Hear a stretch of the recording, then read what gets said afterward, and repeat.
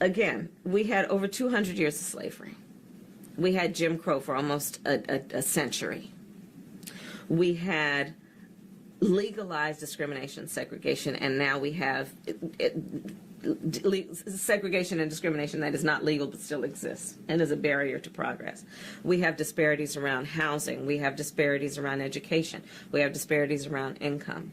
And we have to recognize that everybody did not start out on an equal footing in this country. And in particular, black people have not.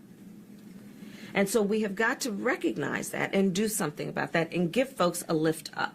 That's why, for example, I'm proposing the LIFT Act. Give people who are making $100,000 or less as a family a tax credit, which will benefit and uplift 60% of black families who are in poverty. So by default, it affects black families, but there's not a particular policy for African Americans that you would explore. But no, if you look at the reality of who will benefit from certain policies, when you take into account that they're not starting at the same place and they're not starting on equal footing, it will directly benefit black children, black families, black homeowners, because the disparities are so significant. So if we focus on the specific issues that have resulted in the greatest disparities, and we understand that that's part of why we're doing it.